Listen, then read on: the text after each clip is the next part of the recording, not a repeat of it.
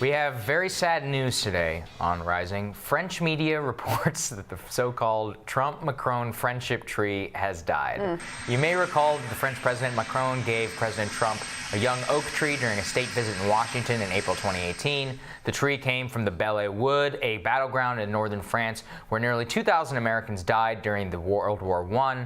At the time of its planting, Macron tweeted that the tree will be a reminder of the White House of these ties that bind us. However, shortly after a widely publicized ceremonial planting, the tree had to go through quarantine, as all living imports to the United States do. And according to Le Monde, the oak did not survive a quarantine process. Is the death of the friendship tree a sign of things to come for the U.S.-France relations? Only time will tell. I think it's a sign of the current state of U.S.-French relations. That maybe a sign of that what the future should be between the United States and France. But I joke there. Yeah. So this was only a matter of time, is what we're saying. When we mourn the loss of the friendship tree, let's face it, it seemed doomed from the jump. Well, just like everything else President Macron has touched, it has died. You may say didn't Rick Wilson is not the name of his book? Yeah, Everything Trump touches died. I'm sure he's probably tweeting about this. I'm sure. Take a look at President Macron's approval ratings in France, and it's not great. Fair. Last night's Tony Awards were one hell of a show, judging by reactions to the 73rd annual celebration of all things theater. Critical darling Hadestown, is that what you say? Okay. Which led the field, you can tell how much I know about this, led the field with 14 nominations to come Best New Musical, along with 7 other awards.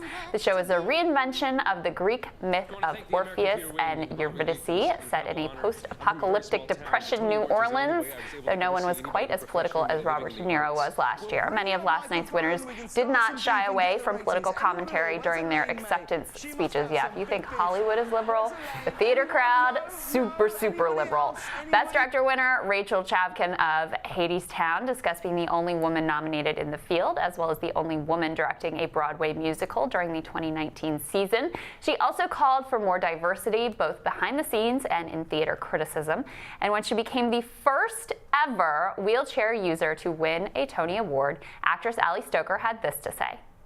This award is for every kid who is watching tonight who has a disability, who has a limitation or a challenge, who has been waiting to see themselves represented in this arena. You are.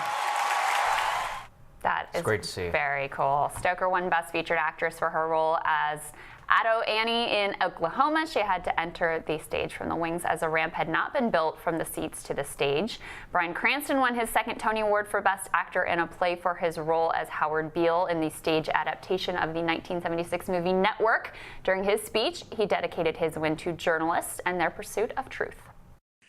And I would like to dedicate this to all the real journalists around the world, both in the press and the print media and also broadcast media, who actually are in the line of fire with their pursuit of the truth. The media is not the enemy of the people. Demagoguery is the enemy of the people. Feels like a little Trump reference there. Yeah, great. Always great to be lectured from the Hollywood and Broadway elite. If you have a platform, I think you should use it personally. We'll take that note. What do we got tomorrow? Tomorrow on Rising, a new book charts the rise of the Freedom Caucus and if they really were the ones who were responsible for former House Speaker John Boehner's resignation in 2015. Interesting. And what is the Moneyball fix for immigration? We're going to dive into the idea of letting data rather than emotions drive our immigration system. We'll see about that. Everybody have a fabulous Monday. We'll see you back here tomorrow. See you tomorrow.